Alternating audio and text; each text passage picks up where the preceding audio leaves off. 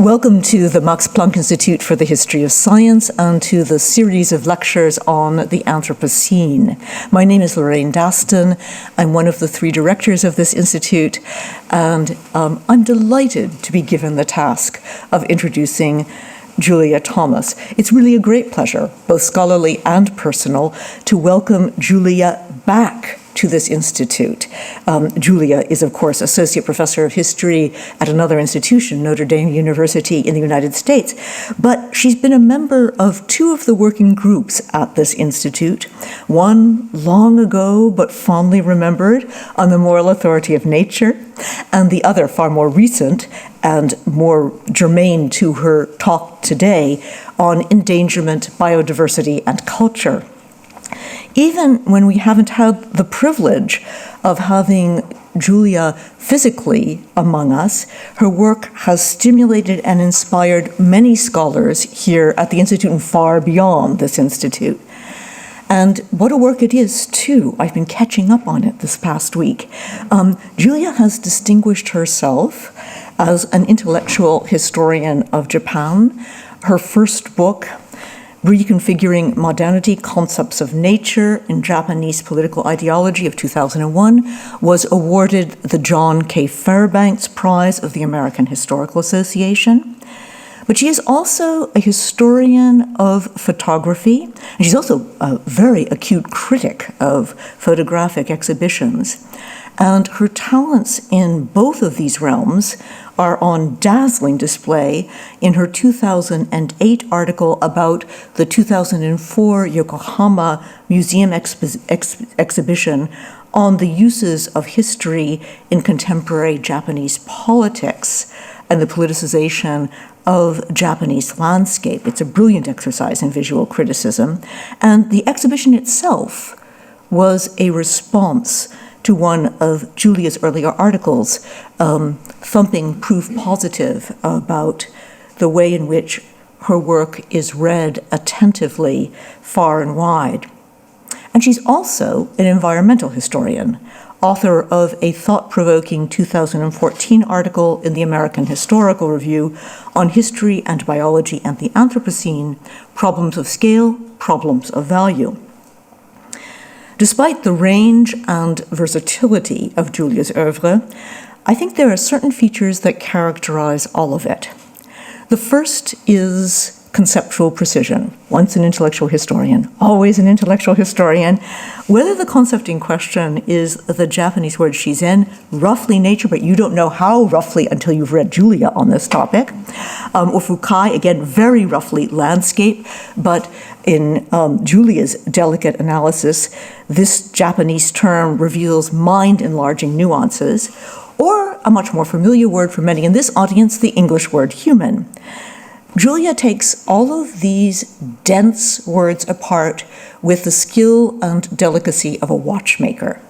And when she's done, you realize that you didn't know what you were talking about before you read Julia. Second, she has a absolutely indomitable refusal to take anything for granted, neither nature nor experience nor history. It is dizzying, but also exhilarating to read one of Julia's articles. Everything seems suddenly up for grabs.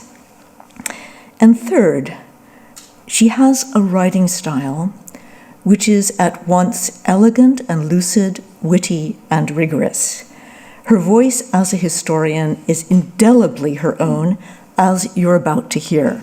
She'll be speaking to us on the historian's task in the age of the Anthropocene. Finding Hope in Japan? Julia, the floor is yours.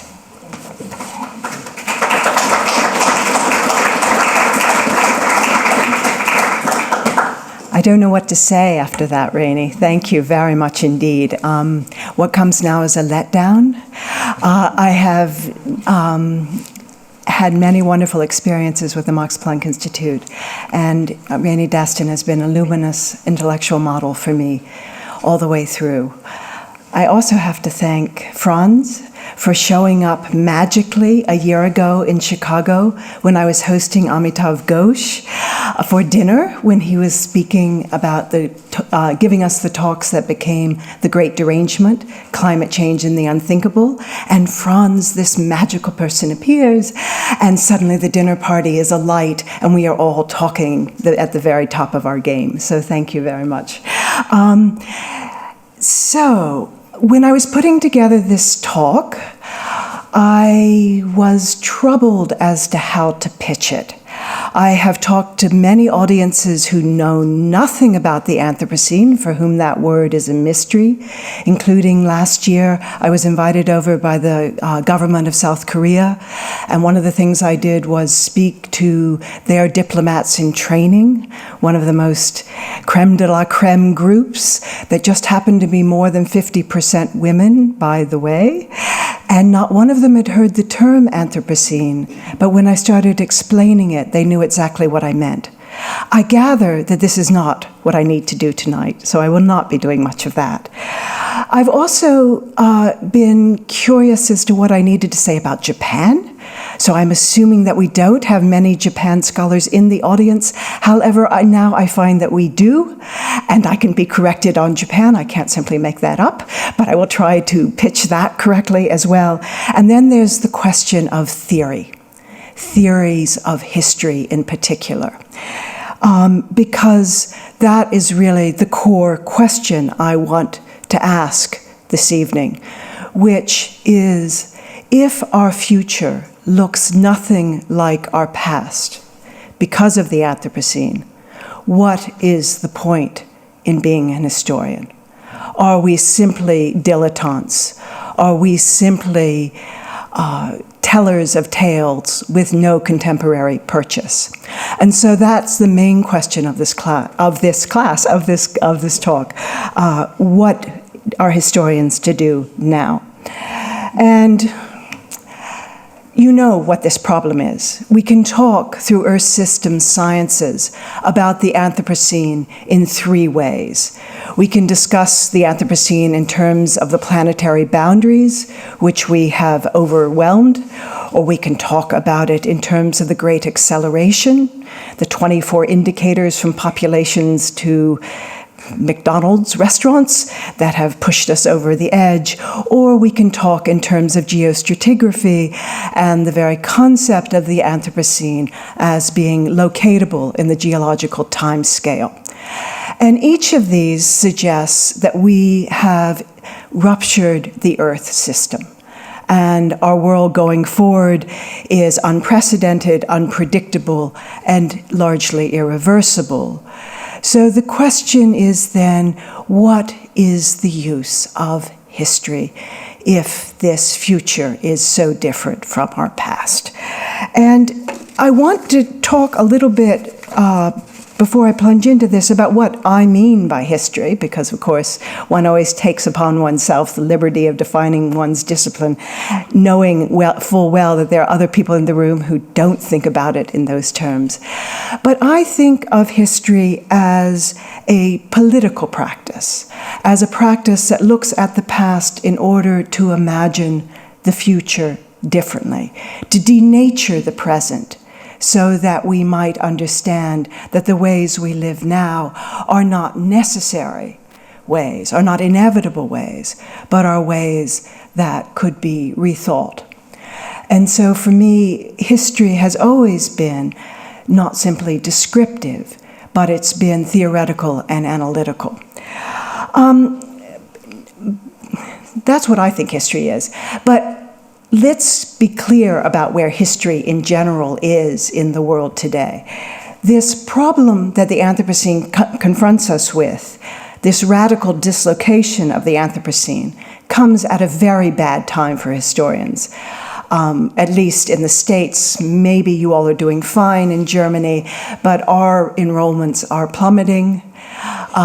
Many history requirements are being removed from the books. My own university has decided that, oh well, history's not really necessary. We'll give people a touch of the humanities before they go off and join the neoliberal economy, but not too much. We wouldn't want to have too much in the way of history. And people in general, I think, are no longer placing themselves, understanding themselves as the product of history. At best, everything is now or yesterday.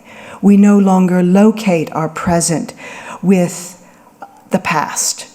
And François Hartog perhaps has put this most eloquently when he argues that our grand plans and hopes for the future have been replaced by caution and risk aversion. The future has become a threat, not a promise. And as he says, with our future closed off, the past has been engulfed in shadow, and the present has become our sole horizon. No longer does history provide master narratives. History, that is the modern concept of history, on which Europe has lived for 2 centuries, has lost its strength, its majesty, and concretely, its signature operational efficiency. Now, Hartog makes this analysis by looking at a purely European past and by looking at the Holocaust. So while I take on, indeed, his analysis resonates with me, that we have, in fact, come at the end of the grand narrative, and we are, in fact, in a kind of ambient presentism, I think he's missed the reason that we are there. And I think that reason has to do with the Anthropocene, with the fact that the grand narrative has slammed against planetary boundaries, and that our great hopes for increasing abundance and greater equality in abundance have now been diminished by the fact that we are already using 1.4 or 1.5 planets worth per year, depending on who you look at. And yet, there are so many people who have so little. And indeed, even at this rate, were we to divide the world's wealth by the world's population, we would have something like roughly $5,000 per head. So the great promise, this great narrative, has indeed run into shallow waters. We have indeed perhaps achieved the moment,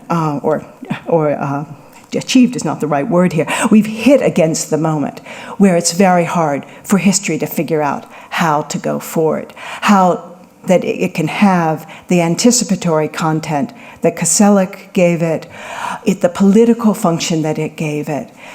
And I think we have to ask ourselves why it had that political function and why it was filled with anticipatory content. And the reason, which Koselleck had already pointed to earlier, is the fact that history, late Holocene history, as I'll call it here, was actually able to divide histories of nature from human history. And I'm sure many of you have worked along these lines and will see what I'm driving at here. What is interesting is that this divorce of history and nature happened both in Japan and in the West. As history was formalized and became a university discipline, historians began to speak of agency and those people with agency, and began to forget those people without agency and those actions that are not actions, but simply receptivity. For instance, the air we breathe, the soil we live off of, the microbes in our bodies. This kind of passivity, what we receive, was dismissed from history. And those people who were deemed to be natural in these ways were also dismissed from history. And what is interesting to me is that late 19th century formation has clung to our discipline to this very day. When you do analyses of universities and say what places are studied in your departments, they are the places where history could be divorced from nature, or at least was thought to be divorced from nature in the 19th century, so that Europe rose above the rest, certainly in the views of Hegel, who described Africa as the gold land with lacking all history, and Asia as having history only in that the one was free, the despot, the Asian despot, but that these places did not, in fact, have history. And what's interesting is how strong that disposition has remained in Western universities, such that in English universities, for instance, only 16% of historians look outside Western Europe and North America and the UK, and only 2% of them bother with East Asian history. And what is equally odd is that this is, in some strange way, true in Japan as well. In Japan, about 40% of Japanese historians are interested in Japan, which is about the same number of UK historians interested in the UK. And as in the UK, more than 40% of Japanese historians are interested in Europe. So in Japan and in the West, what is so remarkable is that history is the history of a few people who think they can divorce themselves from nature and seem to transcend nature, telling a different story which could stress agency and production, not reproduction, so that you could get a linear narrative which was not chronicles or cycles, and which could in some fundamental way deny natural determinism. Because one of the greatest sins of a historian, as perhaps you found out, is to suggest in any way, shape, or form that there is anything determined about human life by nature. And should you mention, for instance, that we all die, this is taken as an irrelevant and indeed an irreverent comment, because that is not what history is about in some way.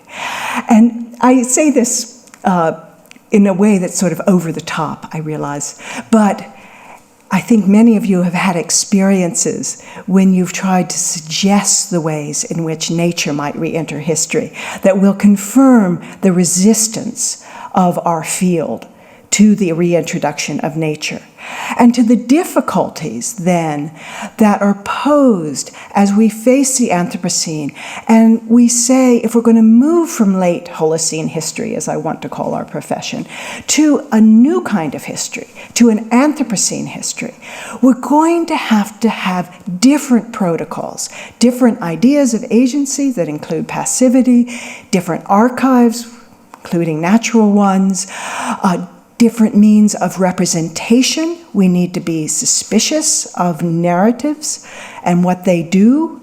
And sadly, we need to come at history with diminished hopes.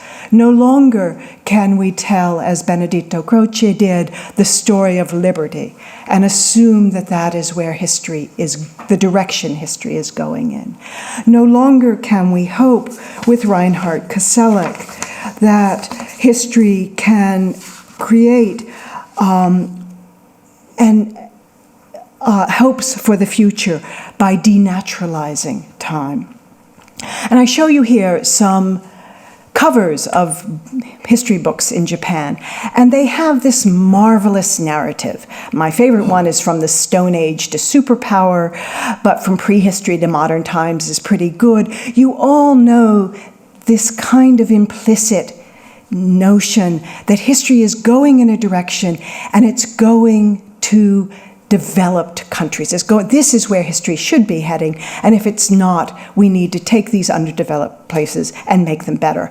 And Japan is always asserting itself as one of those places that has made it into history, despite the fact that many Western historians don't know about us.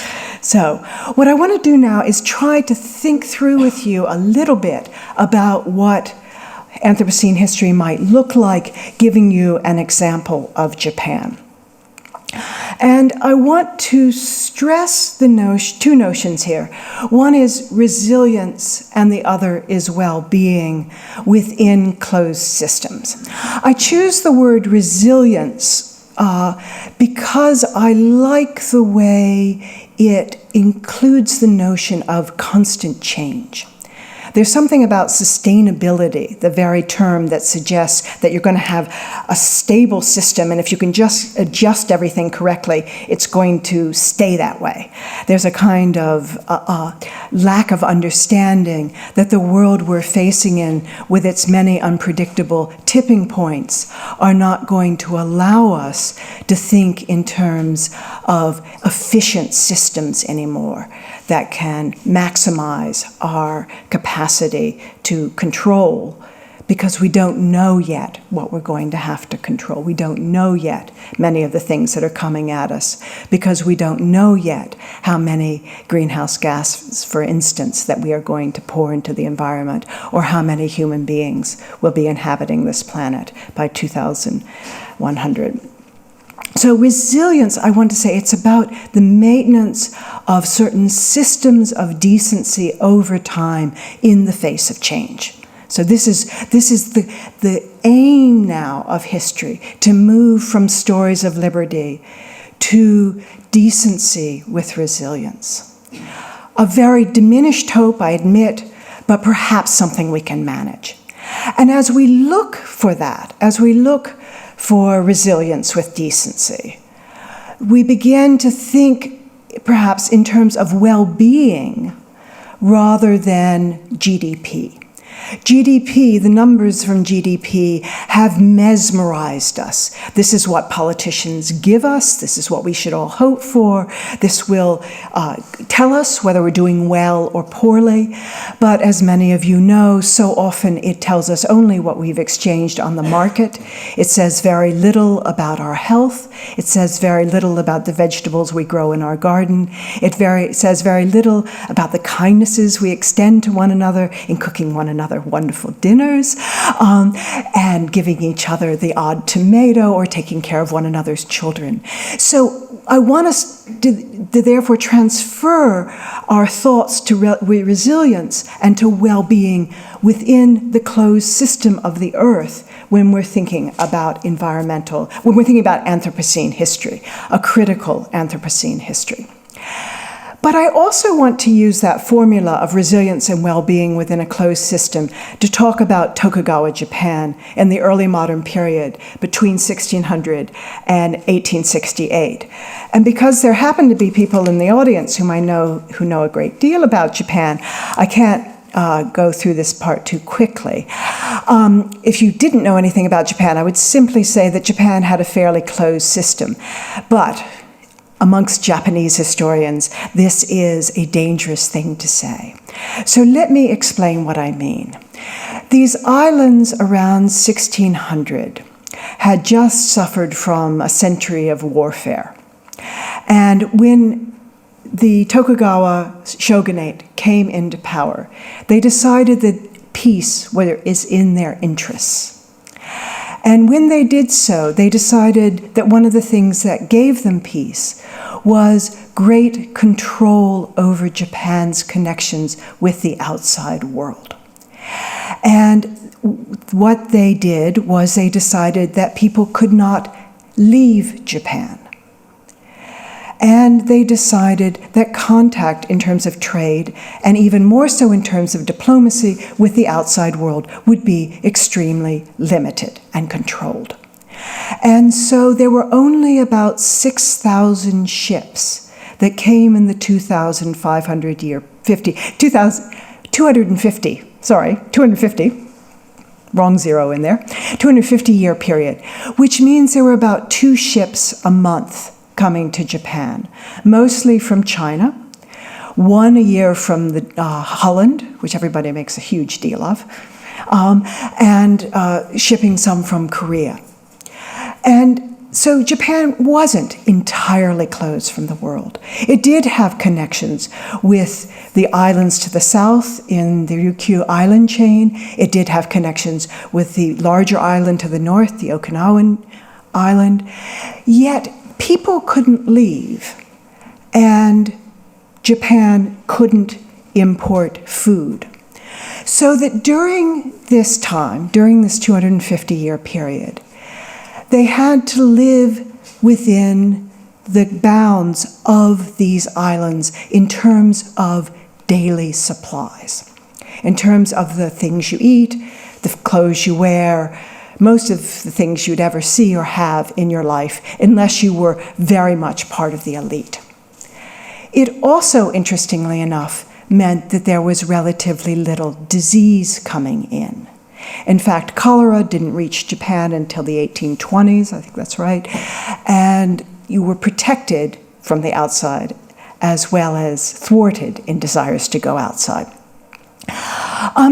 But during this time, Japan, like the rest of the world, suffered from environmental dislocations, from great change during the Little Ice Age, when the world plummeted to its lowest global average temperatures around 1640 and then again in 1690. Japan, too, suffered from those famines.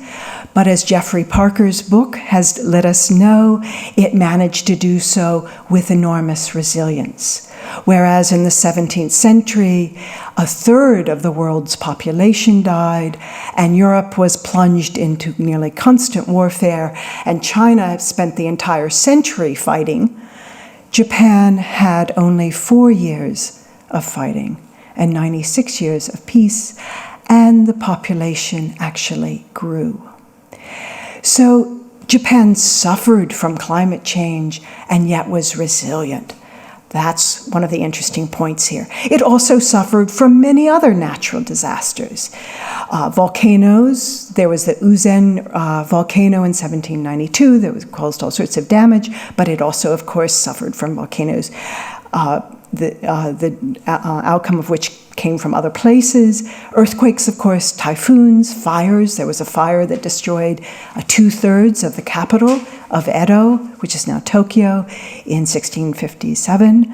Many crop failures. So Japan was by no means ecologically stable, nor are these islands ecologically stable. They have extremely steep volcanic slopes, covered with volcanic soil, very heavy rainfall, and monsoons that, should those hillsides have been denuded, would have meant landslides and loss of topsoil at such a rate that the Japanese agricultural system could not have sustained itself. So they had to practice forestry well in order to keep those mountains intact, in order to save the small percentage, 15% arable land that they had to grow their crops on. So I don't want you to come away from this talk thinking, Japan, the blessed isles of peace and prosperity, because they love nature and nature is calm and loves them. That is not the answer here. Instead, what I want to point to is the extraordinary and very complex systems, including governance, and many other things, including material practices, and sanitation practices, and ideological practices, and publishing practices, and many other facets of this society, which I cannot tell you about because I can only talk for 3 hours, right? That somehow managed to work together through a lot of sheer luck to produce a system which survived for 250 years with resilience and well-being and, extraordinarily enough, peace. That is something we need to think about that will help us perhaps to imagine a way forward, because they did this without fossil fuels, of course, without capitalism, without many of the things that we think are necessary to well-being, to life in general. So let me give a brief and no doubt inadequate description of how this bizarre governance system worked in Tokugawa, Japan. When the Tokugawa shogunate came to power, it did not do so by being able to control the entire island. It won the Battle of Sekigahara only by making its enemies say uncle, but not being able to strip them, the other great lords, entirely of their power. And so you got a very strong state, but a state that was decentralized in that in the domains, these lords, the daimyo, had control over their own taxation, had control over their own military, and were under the shogun and had to go visit him every other year or so and do various building projects for him, and they were had to pay obeisance. But it was not an authoritarian government. It was not a tyranny.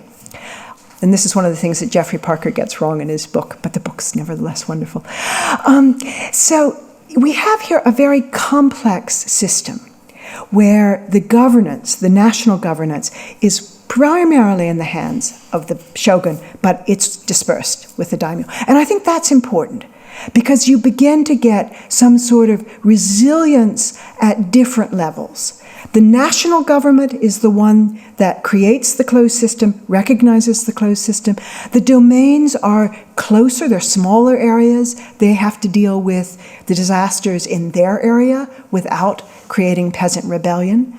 And then underneath that domainal governance, there's yet another level of control, and that's in these largely autonomous villages. And this form of governance really interests me, because in these largely autonomous villages, there are no gentry. The samurai have been drawn into the castle towns, and that's in order to keep track of them, figure out where they are. You don't want them to be able to train the peasants to fight. You don't want them to be very close to the peasantry so they can rally the peasantry around them and go against the shogun. And so all the elite are stuck in the cities. And yes, of course, they send out lots of directives to the peasants and tell them what they can wear and how they have to behave, and they insist on all sorts of reports coming in, which, of course, increases the literacy, which is very interesting. But the village level, people have to figure out how to sustain their village in a very small area. So you get resilience right there in that small area because they cannot move around very much. In fact, there is a whole system of internal passports that disallows their movement. So we have here different layers of resilience that are marked by different layers of governance. This government happens to be relatively predictable and non-corrupt, which helps. And it has an ideology which is interested principally in social stability and peace. And according to Neo-Confucian norms, good governance is about peace and stability. It is not about growth. It is certainly also not about democracy. It is not about abundance for the peasants. It is not about, let's see if we can make these peasants imagine wonderful futures for themselves and be educated. This is not, again, a utopia. But it's interesting how this ideology, which is not interested or doesn't pride itself on growth, then begins to produce systems of, for instance, where the tax rates remains exactly the same from the early 17th century to the 19th century. Because you're not assuming that there's going to be growth in the village. It'll also be difficult to calculate that growth, and it'll go up against other people's interests. And that means that such that there is increases in well-being in the villages, they go to the villages. And that makes sense for the villagers to begin to think about more skillful use of the resources at hand. It will not be siphoned off by the elite. And in fact, what we end up having here is a rather unusual system, I think, in world history, whereby the elite's income remains pretty much the same, whereas the commoners' goods and well-being, and even their standard of living according to GDP, is beginning to rise. So we have greater egalitarianism between these classes, which I think is again an interesting template for thinking about what works with resilience. Greater egalitarianism seems to have helped. And I'm going to run through some great slides of Japan simply because they're so beautiful. And they always show Japan in the sunshine. Just like Germany, there's always sunshine in the tourist pictures. And we see here, I'm going to dwell first on the villages, because I think these local feedbacks are really key. This is a sort of model village from the Tokugawa period, and you get within these villages a kind of hierarchy where you have leading families and families that are less important, and this is, in the language of the period, the oya, the parent, kata, child relations. And so the leading families have a certain responsibility for the less important families who are their tenants. And these relationships are, yes, hierarchical, but also very close, because in times of famine, it is essential for you to provide charity for those people who are further down in this ersatz family relationship. Even to the extent, if your daughter, for instance, has married a man in another village, you will not be providing for her first, or for his family first. It is within your own village that this act of charity and this sense of resilience has to take place. And that means that you're thinking a lot about the kinds of material goods that you are making from those resources that are immediately around them. And Japan developed very early on sustainable forest use, because, of course, they began to see what would happen to their hillsides if they stripped the hillsides, and they began to build their houses they developed a lot of new technology to do this, so they didn't have to cut down fairly non-renewable, old-growth, large lumber. They learned to plane board, so they could use rather thin boards and build their dwellings using resources that were quickly renewable, like reeds and matting. And so you have a commoner's house here. I think I can point to things on here. Can I? Am I pointing? I am, but, sorry. You can see a post resting on a stone, for instance. That's hard to do. That takes a lot of skill. First, you have to figure out how to make the stone flat and make the pole a certain kind of weight. And they began to learn these techniques when they were fighting these wars in the 16th century, and then began to apply them to domestic architecture, which meant that they were using less woods. They also began to live in a way which was healthier. You can see that there's a raised floor as well as a earthen floor.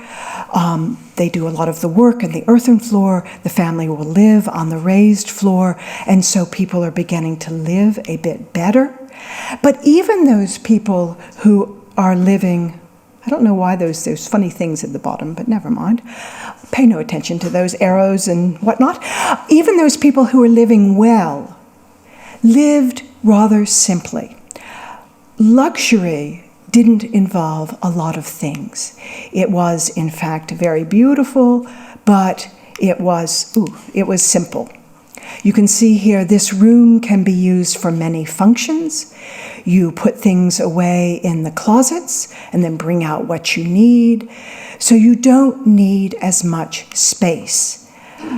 Here we have the futon on the floor. We have a flower arrangement, which doesn't involve lots and lots of flowers. A simple branch will sometimes serve in the tokonoma with the scroll to decorate a room quite elegantly. And so that you don't need the many things that seem to be necessary in Western houses at the same time. Heating also is resource efficient. Japanese tended to heat the body. These ladies are sitting around a kotatsu. There's a charcoal burner in the well beneath this table so that their feet are toasty. They are wearing padded kimono so that their bodies are sort of toasty. And as far as I'm concerned, their hands and face are freezing. I'm cold, but they're warm enough. In other words, they're not warming the room.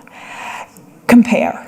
This room can only be used in one way. The amount of dusting, the amount of work it takes to keep this room healthy, this room comfortable, is enormous.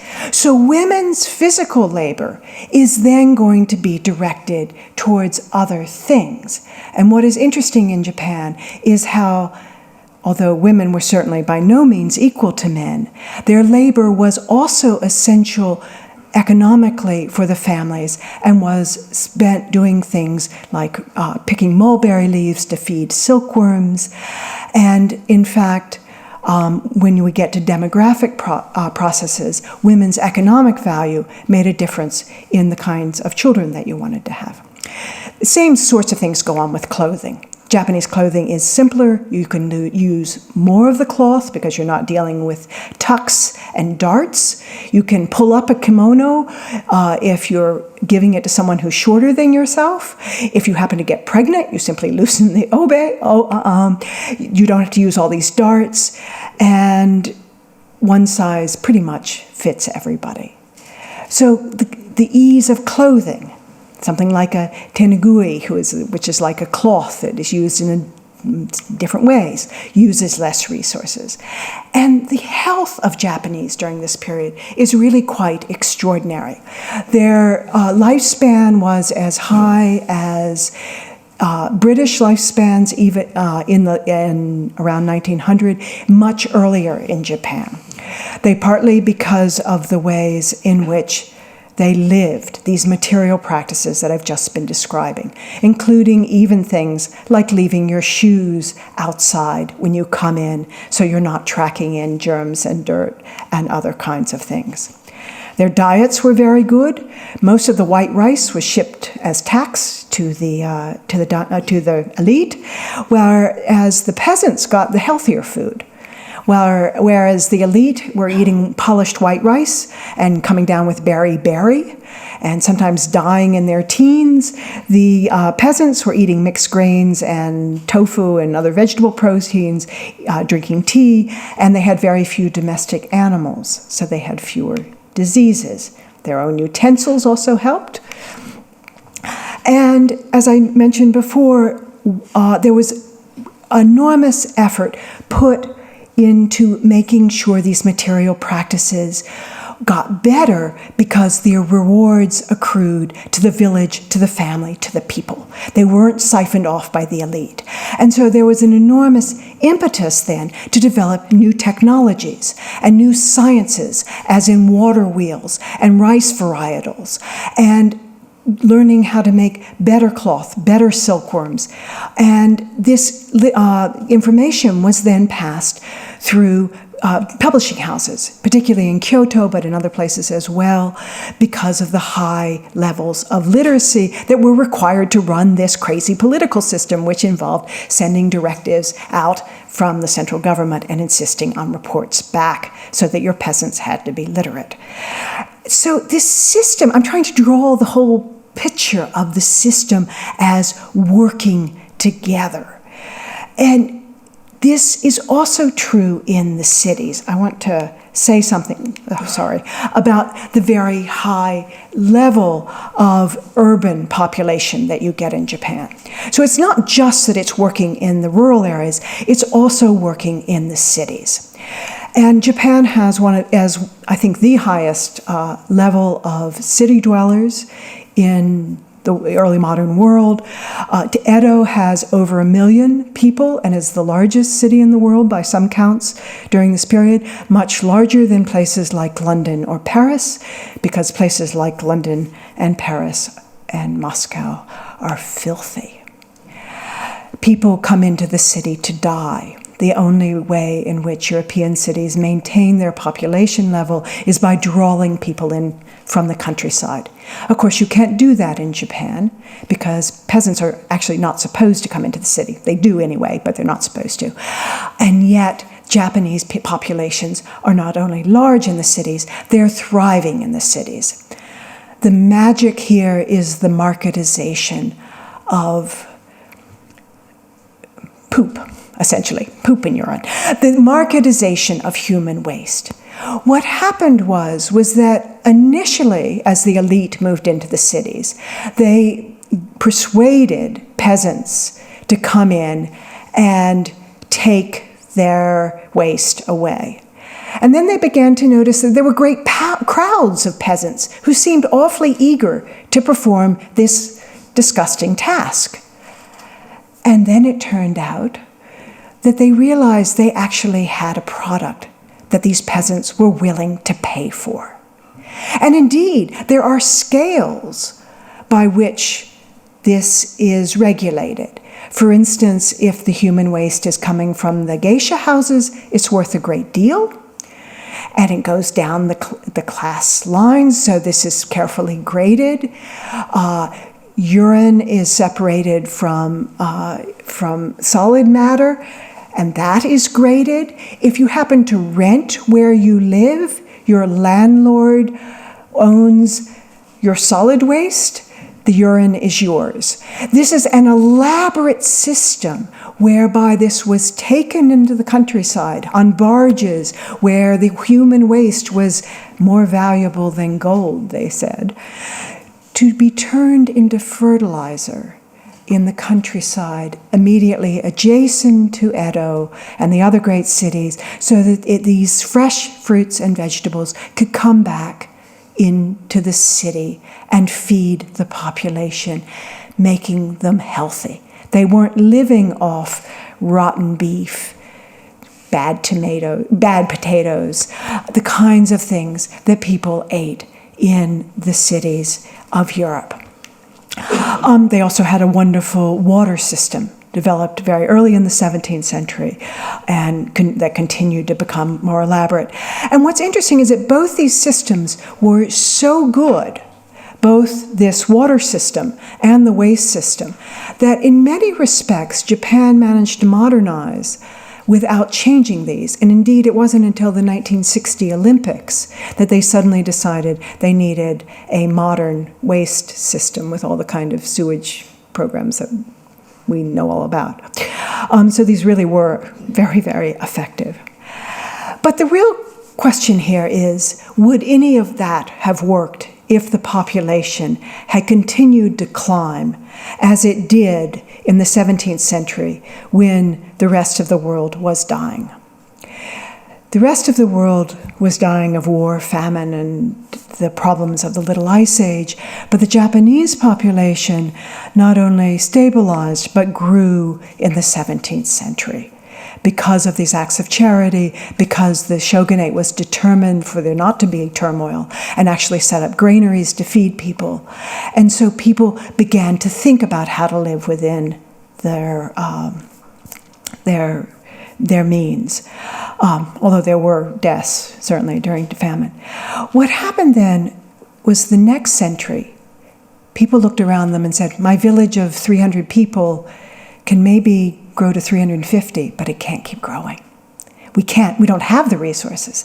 And it's that very immediate impact in those small villages, which then tells people, we can't have every family having 4 or 5 children. Indeed, they start to name their children last one or Mr. Final, just hoping. But as you know, that doesn't work as a birth control method. And so they began to do things like have late marriages, which is a technique, of course, other people hit upon. They would send people out to work in distant places in their teens and early 20s. They didn't let everybody in the family get married. All these techniques worked. And also, as you can see in this illustration here, they practiced mabiki, which is literally a term meaning weeding out, which meant that when a family had achieved its ideal configuration in terms of numbers and gender, they would practice infanticide. And the shogunate was not actually very much behind this. This was something that was done locally. In fact, the shogunate prohibited this, not that it mattered. But what families figured that they could do then, and the people who are very good at demographics can figure this out, is that they're trying to make sure that they have an heir for the family. But they also need female labor. So this isn't a question of just getting, killing off girls, for instance, as happens in parts of the world. You want an ideal kind of gender balance, making sure you've got the boys, but you also need to make sure that the village, the family in the village, is not outgrowing itself. And what it was seen as, very differently from the terms of perhaps of our society, and certainly of my university, is that they saw this as morally appropriate, because you were not. It would be morally inappropriate to produce so many people that you could not feed them all within the village, and so that oftentimes this idea was not a decision that was taken just by the family, but taken by the village elders, taken by other people around the family, saying, "You've got 4, that's enough." So this, it was seen as something, by some people, certainly not as a sin. Sin being an inappropriate word in this context in any way, but being seen as something for the common good. So this is the kind of society I'm trying to describe. The problem I fall into here is a kind of green Orientalism. The notion that, Japan is this magic place, and indeed there are people who practice, you look back at the Tokugawa period and describe it as this kind of wonder world. That's not what I'm trying to do. This is not a place in which I think any of us would like to live. I've described a political system which seems to have managed to master this problem of resilience, but certainly not in ways that would be pleasing to any of us. When I think of living in a small village of 300 people and not being able to leave that village of 300 people ever, no matter how much I dislike these 300 people, I think about how lucky we are to have the mobile lives that we have. And yet, how are we to think about the world we are entering in under the Anthropocene without taking account of the kinds of dangers that we are facing? Maybe what we need to pose this reduced hopes against is not the great hope of liberty and abundance for all, but a rather reduced hope for a kind of resilience with decency, which is certainly not modeled on Tokugawa Japan, but begins to look at Tokugawa Japan for certain ways of thinking about human society. And I want to end, because I promised to be theoretical, with just a few comments on what this might look like in terms of history. First, I think we need to move away from the linear narratives to which we have been wedded, and to think with context and resilient systems through looking at both human and natural arenas and trying to put them together. And this is going to render us, in many ways, inchoate. A linear narrative is much easier to follow. Once you start talking about resilience over time, you run into rhetorical problems of keeping the whole view in mind, of balancing out the many factors that are operating and doing this in a way that is coherent. We also need to think about passivity, and in some ways politicize passivity, politicize what we receive as well as what we are able to do, without falling into the kinds of thinking which suggests that everything has agency and we don't have any particular political responsibility as human beings.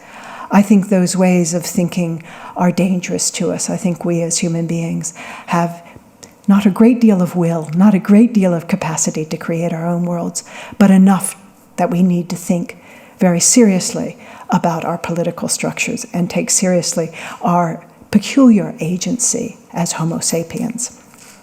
I list on the PowerPoint, I am old-fashioned, aren't I?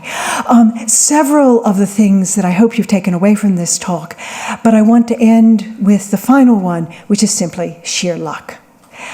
There is a great deal of contingency, both in the past and particularly in the future, as our modes of probability in history are undermined by tipping points and unprecedented convergences of natural events.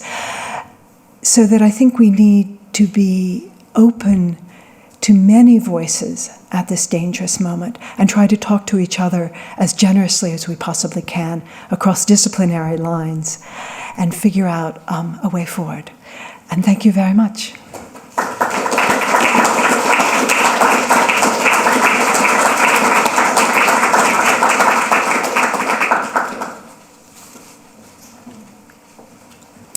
Thank you very much, Julia. You're welcome. With your permission, we'd like to take a few Oh, please. questions. Oh, absolutely. I'm counting on it. Thank you. I believe microphones are counted around, so the floor is now open. Abby, yes.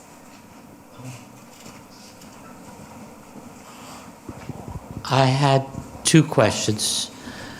One on the basis of ignorance, which is, you characterized the period of Tokugawa Japan as a period of peace. Yet, from what little I know, there was a class of people who could have swords. There was fighting, there was violence, there was training to violence. And in a way, it's part of a society like that there is a class that is professional about violence, despite the peace which is achieved through isolation. That's one reflection. The other one is that if I listen to your recommendations at the end for decency and all the rest, that may be right, but it goes against the narrative the master narrative that I imbibed as a child, which is we were all progressing to greater internationalism. Someday we would have free immigration of all populations between all countries, and we would all live in a happy world forever. Because the recommendations that you suggest about resilient societies would seem that these resilient societies are inherently local. And if they're local, then in some way they assume that the world system as such becomes less important. Thank you for both questions. I'm really grateful. The first one, on the question of violence.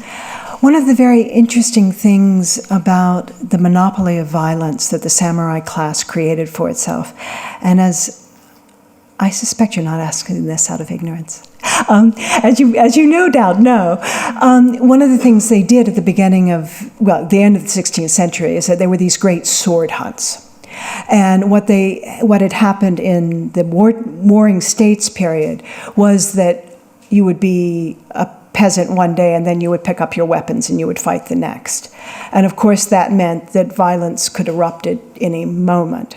And then Westerners came with this new invention, the gun, which meant that you could kill people at a distance, and cannon, you could kill people at even further distance. And when Toyotomi Hideyoshi was consolidating Japan, he decided that this was dangerous. He was right. And he decided two things.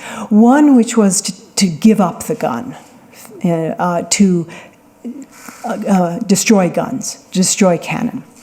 And the other thing was to make sure that people had to choose. Do I keep my sword and be a samurai? Or do I be a peasant? And of course, not everyone was in this position. Some people didn't have a choice, but there were interesting choices made at local levels. But that meant that the samurai class had the monopoly on violence. And, legendarily, of course, they could always attack peasants. And indeed, the claim is that they could see how sharp their sword was by cutting off the odd peasant head. The problem with that, the problem with random violence, either by the samurai class against the peasants or among the samurai class, was that threatened the stability. And so there was enormous emphasis put on ending any feuds among samurai and even random samurai violence against peasants, because if there was too much of it, then the peasants would rebel. And they did in 1640, during the nadir of the Little Ice Age. There's a group of peasants that rebel, and some ronin, some masterless samurai, come down and try to help them at Shimabara, and they rebel in part because of violence against them. So what this class is, it's the samurai class, it's the warrior class. They have a monopoly on violence. They're bureaucrats. They tend to spend a lot of time filling out forms. This is really their function. About the second question, and I think in this tragic moment, it is, of course, the question as we think about refugees around the world. What I've tried to suggest here is not that the local is all, but that resilience, just like natural systems, works on different scales. And so I would not wish you to think that the international system is one that I think we should do away with, and we should all live in small villages. What I don't know the answer to is whether we can draw a parallel between the Tokugawa shogunate and a kind of world governing body that would keep the peace. That seems very unlikely to me, given my own country's reaction to the Paris Climate Accords. We can't even agree to that, apparently, because of who. But I do think what the Tokugawa system suggests is that a politics that works on a lot of different levels, which is in some ways perhaps disaggregated from each other, is an interesting model, something to think with. I'm not so sure how far it can go. But I do think, and this is the thing that makes me very nervous about this as a suggestion, is that this local is really where people understand their impact on the environment and take clues from it that then form the feedback loop that says too many children, or too much wood, or the soil is not enriched enough. And that it's very difficult for me to imagine a system which will give us those feedbacks in real time so that we can respond to them. So if you know, I would love to hear that. Perhaps you will tell me after. John.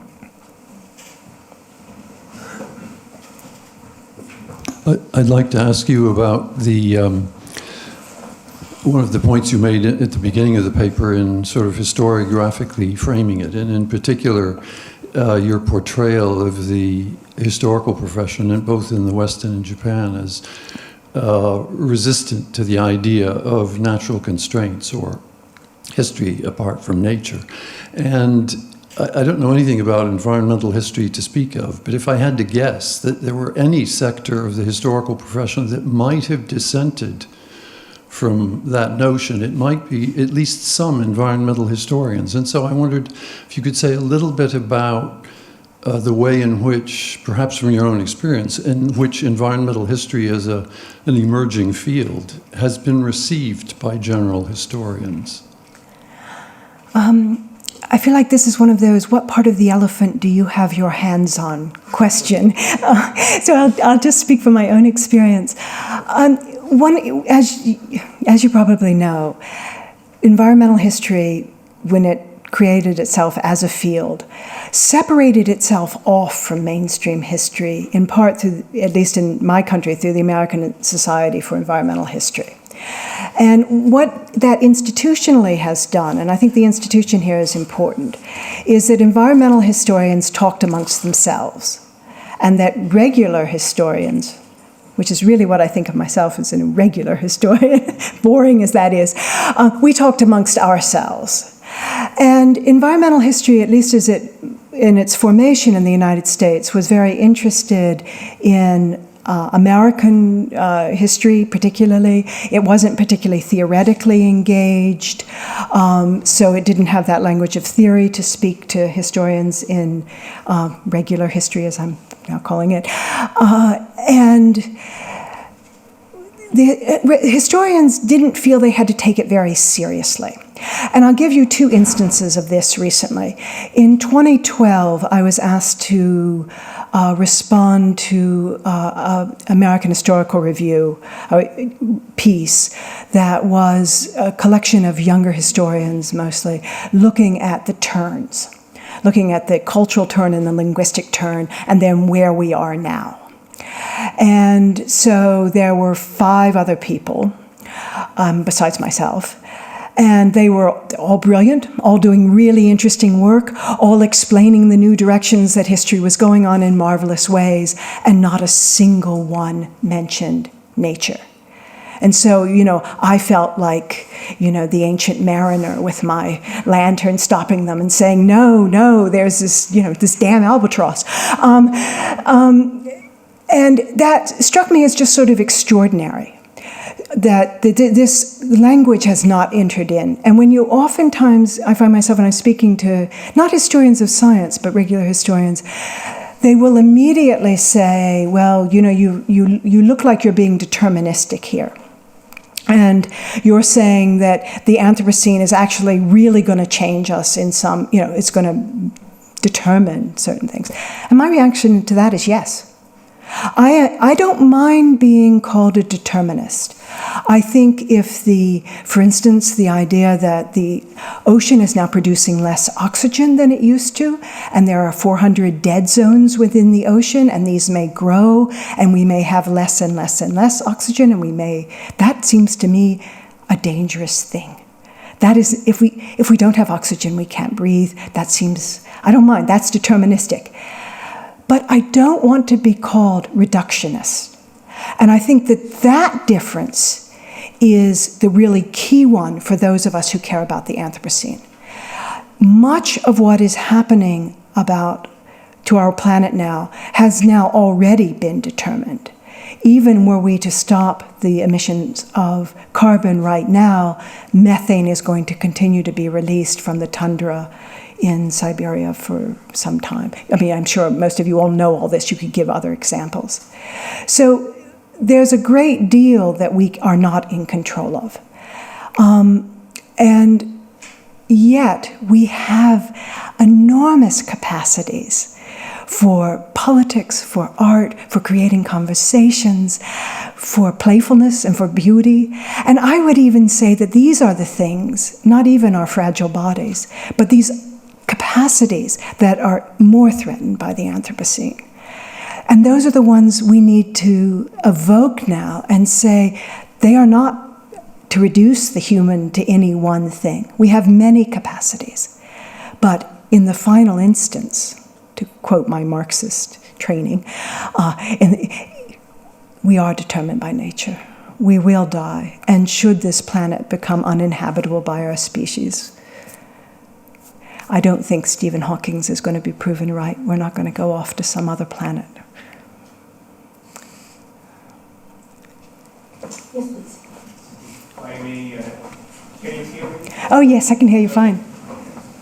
Thank you very much. I find it, of course, charming, and I do agree with you, especially in your last sentence, that we could and should make use of a usable past without this sort of green Orientalism. And I found charming your presentation. But I would like to address a point that somehow, in my opinion, emerged in the previous questions. And it's about the fact that, after all, there's a strong factor to keep into consideration, which is the closed environment which Japan was in the past, and for how numerous the people on the island was. It was not on the Eurasian or African continents, which were connected after all. So, of course, I know you are well aware of this difference about the factors, and I'm not pointing this out, but what I'm wondering is, would it be possible to apply this sort of usefulness from this culture, from this culture,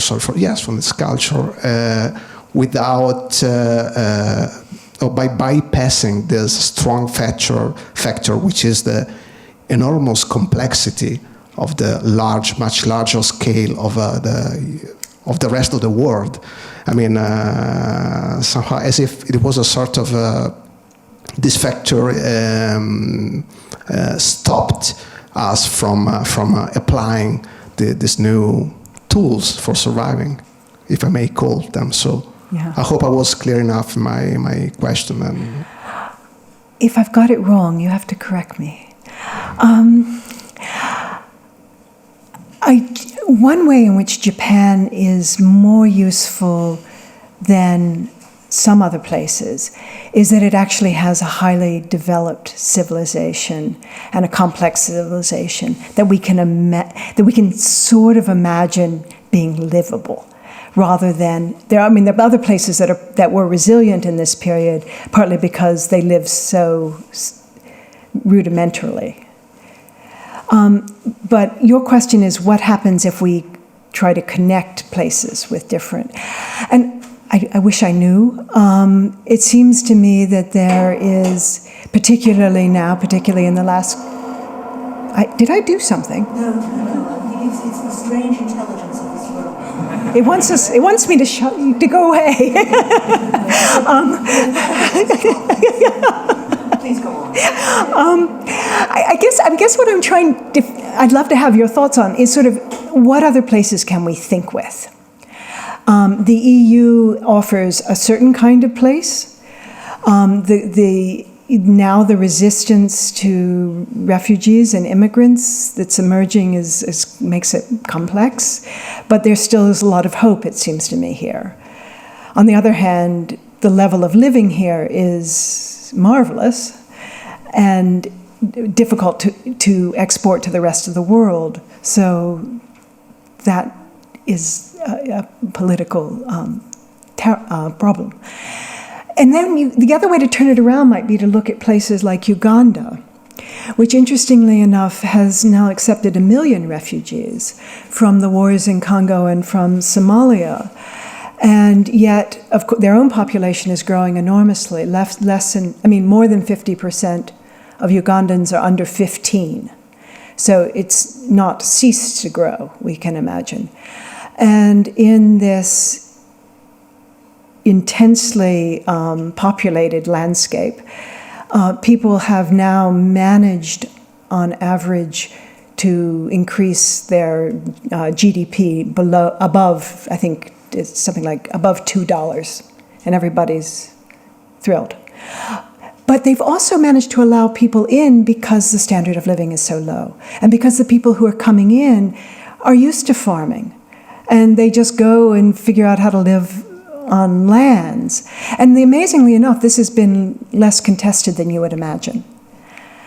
But as a model for us, as a usable past, I find that less helpful, partly because I have never farmed in my life. Not that I wouldn't want to. Do you have an answer to your own question? Yes. You do? Would you share it with us? No, I mean, I know. I thought you asked me if you answered to me correctly or properly. Oh. I'm totally satisfied. But I still wanted that probably the enormous, the vast complexity of the human population dynamics is such that it will not be possible to introduce even culturally, from a cultural point of view, this different way of approaching. Yeah. No, I'm not very hopeful. I'm not very hopeful.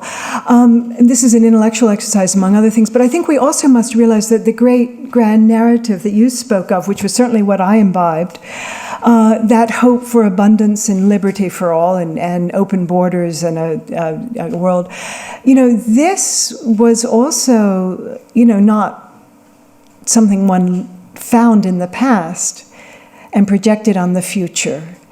One used the past to imagine that as a possibility. So I think it's a more complex, it's not like I'm suggesting we take Tokugawa and use it as a model, as much as we take Tokugawa and use it as a place to think with, to imagine a different future. Yes, please. Nora.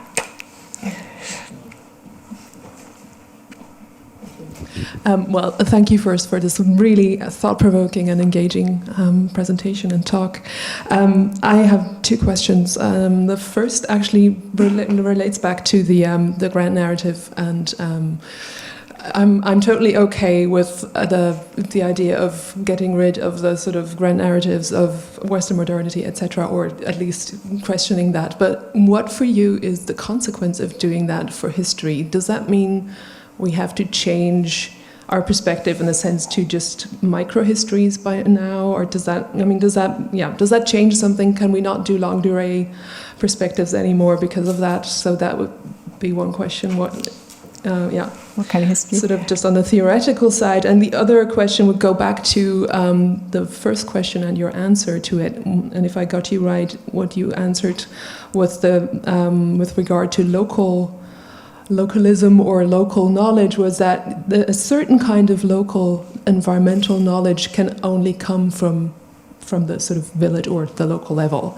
And historically, I would totally agree with that. But at the same time, for the present, I would ask, what about Earth system sciences and all of those global, the sort of knowledge that we get, not just from the local level, but by now globalized systems and so on. Thanks. I'll answer the second question first. What I'm trying to get at here is precisely that multi-scalar level. When the shogunate closed the borders of Japan, or semi-closed the borders of Japan, to be precise for the Japanists, they're closing it off at what is analogous to the Earth system science level. They're seeing themselves as a closed system. They're trying to create one. And that has to do with, goods coming in, goods going out, people going out, disease, a sense of that wholeness, that completeness. And that, the local alone would not have worked. And the domainal level alone would not have worked. So what I'm trying to suggest here is that we can't do history on one level. We have to, one of the reasons Japan succeeded was, of course, the luck of being an island, which meant that it was easier to close these borders, but it was also easier to close the borders for things like disease. The plague never makes it to Japan. Cholera doesn't make it to Japan until much, much later. And had Japan had a contiguous border with places where these diseases were being suffered, it would have gotten them. Rats are hard to control. So I don't want people to come away from this talk thinking that the local is the answer. It's all these levels, and trying to keep them all in balance as we tell this story then speaks to your theoretical question. How do we tell a narrative of resilient structures, which are always changing, and yet there's no central agent here?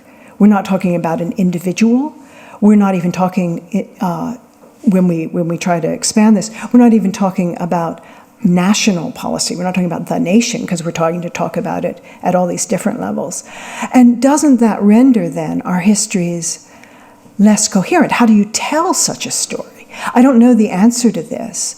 I think what you end up getting oftentimes as people try to do this is criticisms in the reviews saying, but this history is so incoherent, and they haven't managed to in tracing, for instance, global guano, that book by Greg Cushman. His book was critiqued for not having a straight narrative, not having a central character. But of course, the point of it was that you couldn't. Once you get into global guano, it just sort of goes all over the place. So I think we've got to struggle with that, which is actually a formal problem within the discipline. Because on the one hand, our work has always been to create form, because form has meaning. And for history to have meaning, we have required a certain act of reduction so that the great complexity of the world becomes legible. That's what we've given in giving stories. And if we take that away, and if we just say, and one thing, and then another thing, and then another thing, we end up with Hayden White's Chronicles. And you've all read that great essay where he says, in this year there was a flood, and this year the queen died, next year a horse was born named so-and-so, and you don't know, there's no story here, what is he talking about? That's a problem. How do we create a form which has meaning, which will have a political agency, which will give us the possibility of thinking about the future once we lose that narrative trajectory? And Nora, I don't quite know how to do this, but I think this is the great challenge of Anthropocene history. I think it's going to look different formally than late Holocene history, but I think we're teetering there because we still need to create something that is legible out of this chaos, while still being true to the contingency and the complexity. And I wish I had the answer to that. Next year I'll come back. I'm next on my list. And I echo Nora's gratitude for a thought-provoking talk. I'm so provoked I'm going to play devil's advocate. Oh, good. And at the risk of being accused of disciplinary chauvinism, we are within the Institute for the History of Science. If there is one branch of history in which the future has never been like the past, it is surely the history of science. Mm-hmm. The entire narrative of science is the non-linearity, the impossible ability of extrapolating from the present to the future. And when I think about what I realized was a very sober assessment on your part of our prospects for the future, it seems to me that there, even with the most tough-minded assessment of the diminished hopes, the scenario of diminished hopes, that you leave out one aspect which would be essential for the survival of the species, which I cannot imagine, frankly, in the scenario you've described. That's not technology, but science. You're absolutely right that technology can thrive and progress at the local level. And in fact, it did so in medieval Europe, which had a rapacious tax system that in no way curbed the ingenuity of the peasants. But I cannot imagine, frankly, such a system generating science, and I can't imagine the survival of the species under these conditions without some kind of science. Thank you, Rainey. Did everybody get the question? Yeah. Well, I will cede all sorts of ground to history of science. So I'm not a historian of science, and I have enormous respect, not only for you, but for the field in general, because I think one of the things that's interestingly different between regular historians and historians of science is that you have always been more theoretically engaged and self-reflective, both on the nature of history and on the nature of the events and processes and thinking that you've been looking at. And I think that that's an enormous help. And also, you haven't been shy about bringing nature in at the same, at least some sort of contact with nature. But I don't think I've left science out unless I don't understand what science is, or unless I didn't say enough about it. Because one of the things I do think that's happening in Japan at this period is something I would call science, and many of my fellow historians of Japan. Okay. Many of my fellow historians of Japan are very adamant that the Tokugawa period developed science, and it developed science on a number of levels. It developed science within the samurai class. For instance, the first operation ever done under anesthesia is done in Japan, using by someone who has figured out how to combine Chinese science and what is known from anatomy through Dutch texts. And he does so by experimenting. He manages, what is it? He kills his mother-in-law and maims his wife for life. Maybe it's such a successful experience. It just proved that those were the wrong ways of going about it. And the first operation that then is performed under anesthesia is done successfully for breast cancer. So they're actually doing these kinds of experiments on that level. On the level of the commoners, they're very interested in actually testing rice varietals, for instance. Which kind will work in this field. And people will write to each other and say, my field has the sun, it's under a hill, so I don't get that much sun, but I get a lot of rain. What kind of seed have you figured out works for there? So there's an awful lot of science that is happening in this period. And partly because people are so literate, it's not just technology they're exchanging. It's actually how to do these experiments, how to figure out what works, and how to think about it then in a more systemic way. Thank you. Yeah. Yeah, Julia, I'm very grateful for your lecture and for many reasons, for the theoretical part, but particularly also for bringing up Tokugawa Japan, or bringing it into the discussion of the Anthropocene. I think I'll probably stick with Tokugawa Japan with regard to the questions that I have on it. First of all, on the entire debate on locality, if you were making a pledge for, local approaches to solving the problem of the Anthropocene, I took it as, you were arguing implicitly with global or planetary boundaries and take Japan as a closed system, and then, let's see what the parallels are. Obviously, you were struggling with that towards the end, making easy projections of what you are seeing in the past into the future. I think it was wise actually not doing that, probably with the case of Tokugawa Japan. At the same time, it is an interesting example in many ways, and I think it is particularly interesting with regard to the two aspects you're mentioning, which are complete taboos in Western cultures. The way the Japanese handled human waste and the mabiki, the killing of their children. We had a huge discussion when we had that conference at the KWI in Essen on Jeffrey Parker's book with Fabian Drexler, who wrote that book on mabiki. And the mabiki, actually it's a very ambivalent evidence, the way he showed it at least, with his little statistical material that he had available at that time. He went into the statistics of mabiki a little deeper, I think, in the following years. But at that time, the evidence was very ambiguous. I mean, how much does mabiki, for example, coincide with those agrarian crises in the 17th century, particularly in the 1640s and the 1690s, which are indeed parallel almost everywhere around the globe? So is there anything new on that debate that you are aware of? I lost track of that debate in 2014. I'm just curious.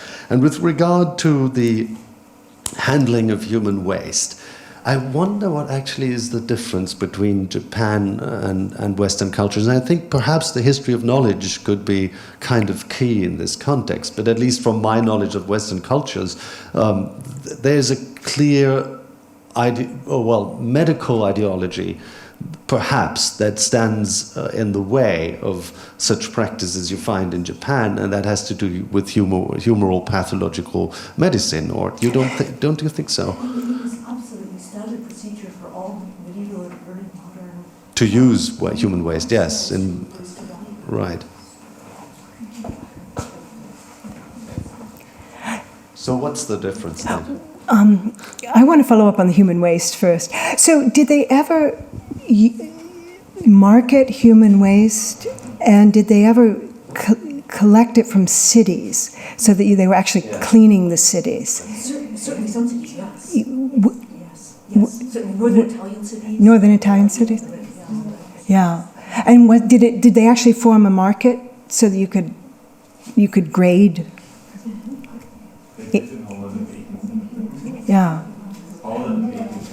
So why did London become so filthy? Still is. About the Mabiki. Yeah, well, Fabian Drixler's work is wonderful, and actually the photograph, the ink drawing I showed is on the cover of his book. And it's very difficult to get a lot of solid evidence on this. We know something about it from simply looking at demographics and projecting possible births, which is always, never solid. And then there are also the dictates of the shogunate against this, which suggests that it is happening. And then the kind of work that Fabian has done on the very local level, where he's seen real differences, for instance, in Western Japan and Eastern Japan, as to how acceptable this is and how much is going on. And what's interesting about that in terms of the relationship between a strained environment is that the places where this is being practiced is in northeastern Japan, where it's harder to grow crops because it's less warm. But how do you draw any kind of direct connection there? And that's, I suspect, impossible. But what it is at least suggestive that people are at least conscious enough that too many mouths to feed without being able to increase your acreage is going to cause a problem. And we do know that the population is level for more than a century. And that's pretty phenomenal. And then as soon as Japan opens up to the west, the population goes soaring up from whatever it is, 27 million to 67 million by 1935, which is why the Japanese are so upset by America closing itself off to Japanese people coming in, and why so many Japanese people end up in Brazil, and why they feel they have to go into Manchuria, the nice, wide open Manchurian plains, beckoning them. And I'm being facetious there. Obviously, they weren't wide open, but that was certainly the way in which they spoke of it. So there's a real curiosity. I mean, there are not many places in the world where the population is stable. And it used to be argued, particularly by Marxist historians, of which most Japanese were persuaded by, which was that this was the cruelty of the samurai class, that people were dying. And it turns out...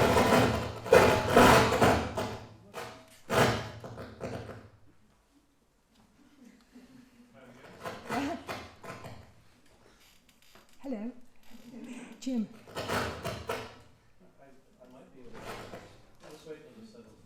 Yeah. I deeply appreciate your call for this generous interdisciplinarity, which I think our world's going to need. And thank you. And thank you for the visit to this wonderful Tokugawa, Japan, which everything was working. I'm reminded of the story of the medieval monasteries where and Albertus Magnus had this theology of composting, and they had the boundaries within their monastery. Things were working pretty well for their grapes and their breads, and it was like that kind of bucolic micro, say, utopian with boundaries. Yeah. Now, when we talk about boundaries, we talk about Earth system science. It's the Sun-Earth system, and I just came from a conference where people are trying to cut out sunbeams and trying to cool the Earth with climate engineering. And so it's not a closed system, although the limits to topsoil and things are within the Earth system. But one of the commentators said, well, we're not allowed to put asteroids or aliens in our models.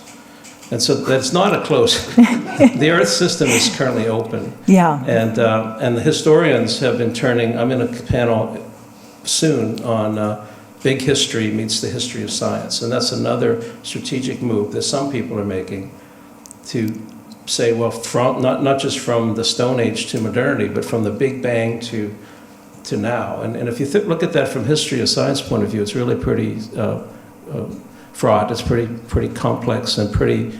I think it has a lot of problems to try to teach the history of the cosmos and also something about Samuel Gompers or something like that. So could you comment on another strategic move that. The comment is about boundaries, that I think we all deal with temporal, national boundaries, disciplinary boundaries. A lot of our historical narratives have been bounded, which is the practice of history. But then this idea of going to the Anthropocene, thank you, and opening up that boundary to have a nested system of possibly bounded but interactive units in your history. Is that a question? Yeah, it's a wonderful question. Can everybody hear me? I don't know. Am I? Okay.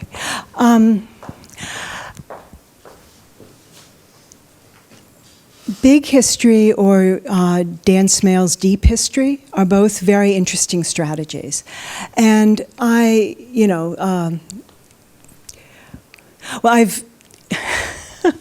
I'm thinking back now, I was on a panel with Dan and David Christian, the big history guy, and Ian Morris.